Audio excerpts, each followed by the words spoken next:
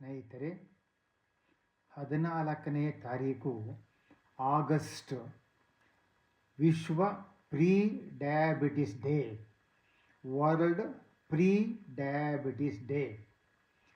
ಇದು 90 ದಿನ diabetes world diabetes day, ವಿಶ್ವ ಡಯಾಬಿಟಿಸ್ ಡೇ ನವಂಬರ್ 14. ಆಗಸ್ಟ್ 14 3 ತಿಂಗಳು 90 ದಿನ ಮೊದಲಾಗಿ ವರ್ಲ್ಡ್ ಪ್ರೀ ಡಯಾಬಿಟಿಸ್ ಡೇ. ಮತ್ತೊಮ್ಮೆ ಹೇಳ್ತೀನಿ, ವರ್ಲ್ಡ್ ಡಯಾಬಿಟಿಸ್ ಡೇ ನವಂಬರ್ 14. ಈ ಯಾತಕ್ಕೋಸ್ಕರ ಈ ಒಂದು ವರ್ಲ್ಡ್ ಪ್ರೀ ಡಯಾಬಿಟಿಸ್ ಡೇ ಅಂತ ಆಚರಿಸಬೇಕು ಅಂತಂದರೆ, ಈ ಒಂದು 90 ದಿನಗಳಲ್ಲಿ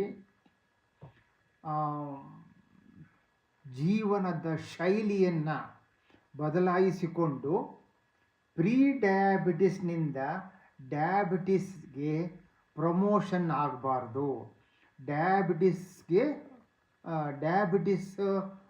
ವ್ಯಕ್ತಿ ಆಗಬಾರದು.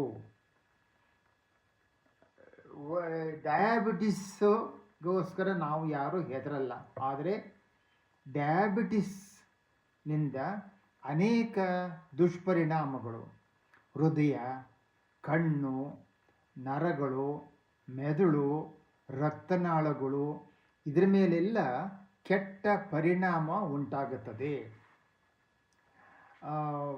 ನಮ್ಮ ದೇಶದಲ್ಲಿ ಡಯಾಬಿಟಿಸ್ ವ್ಯಕ್ತಿಗಳು ಹೆಚ್ಚಾಗ್ತಾ ಇದ್ದಾರೆ ಅಂತ ಹೇಗೆ ಹೇಳ್ತೀವೋ, ಅದೇ ರೀತಿ ಪ್ರೀ ಡಯಾಬಿಟಿಸ್ ವ್ಯಕ್ತಿಗಳು ಸಹ ಹೆಚ್ಚಾಗ್ತಾ ಇದ್ದಾರೆ.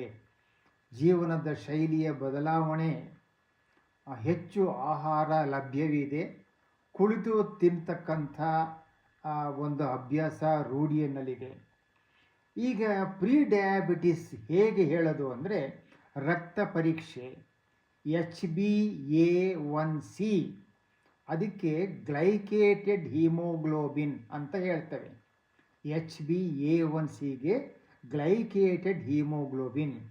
ಈ ಪ್ರೀ ಡಯಾಬಿಟಿಸ್ನಲ್ಲಿ 5.7%ನಿಂದ 6.4% ಇರುತ್ತದೆ.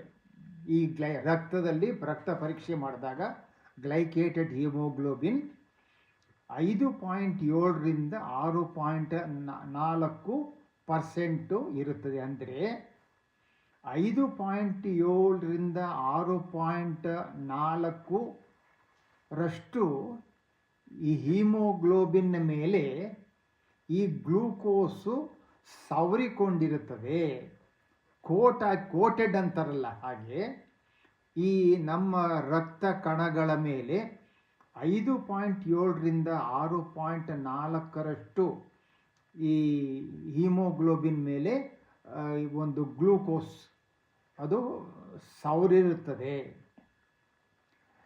ಆದ್ದರಿಂದ ಈ ಪ್ರೀ ಡಯಾಬಿಟಿಸ್ ವ್ಯಕ್ತಿಗಳಿಗೆ ಡಯಾಬಿಟಿಸ್ ಬರ್ತಕ್ಕಂಥ ಸಾಧ್ಯತೆ ಹೆಚ್ಚು.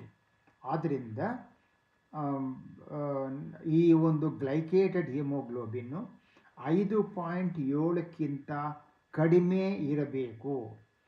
5.7 ಗ್ಲೈಕೇಟೆಡ್ ಹೀಮೋಗ್ಲೋಬಿನ್ ಅಥವಾ HbA1c ಅದು ನಾರ್ಮಲ್ಲು.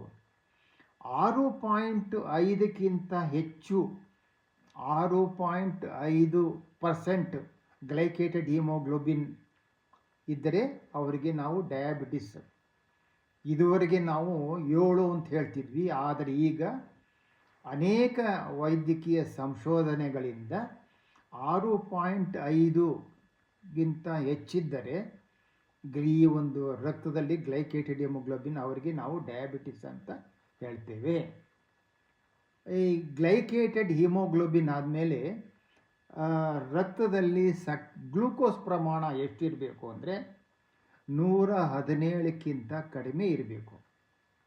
124 ಅಥವಾ 120 ಅಂತ ಹೇಳ್ತಿದ್ದದ್ದು ಈಗ ಇನ್ನೂ ಸ್ವಲ್ಪ ಕಡಿಮೆ ಮಾಡಿದ್ದಾರೆ. 117ಕ್ಕಿಂತ ಕಡಿಮೆ ಇದ್ದರೆ ಅದು ನಾರ್ಮಲ್. ರಕ್ತದಲ್ಲಿ 100 cc ರಕ್ತದಲ್ಲಿ 117ಕ್ಕಿಂತ ಕಡಿಮೆ ಗ್ಲೂಕೋಸ್ ಅಂಶ ಇರಬೇಕು. 117ರಿಂದ 137, ಮತ್ತೊಮ್ಮೆ ಹೇಳ್ತೇನೆ, 117ರಿಂದ 137 mg/% ಗ್ಲೂಕೋಸ್ ಅಂಶ ಇದ್ದರೆ ಪ್ರೀ ಡಯಾಬಿಟಿಸ್. 117ರಿಂದ 137 ಪ್ರೀ ಡಯಾಬಿಟಿಸ್.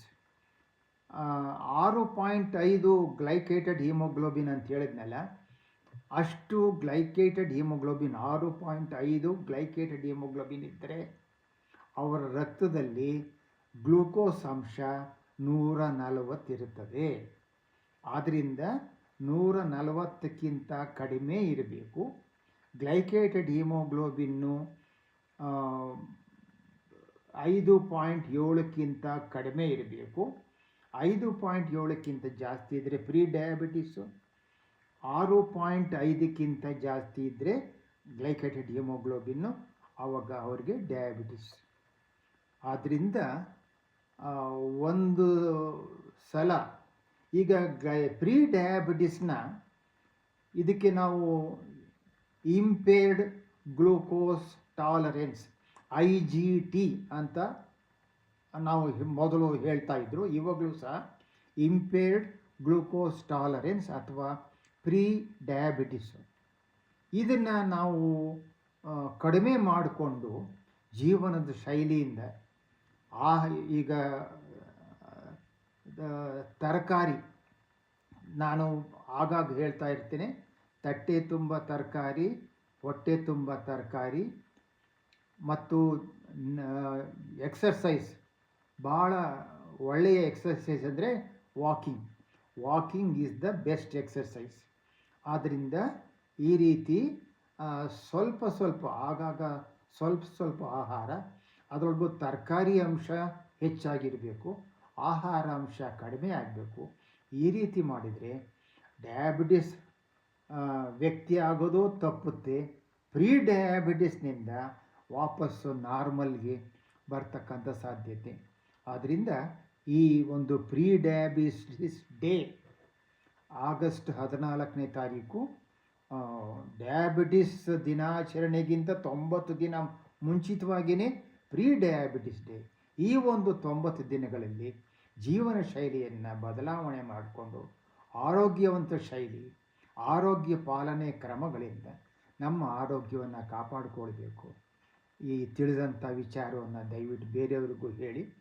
ಸರ್ವೇ ಜನ ಸುಖಿನೋ ಭವಂತು, ಸರ್ವೇ ಜನ ಸ್ವಸ್ತಿ ಭವಂತು. ನಮಸ್ಕಾರ.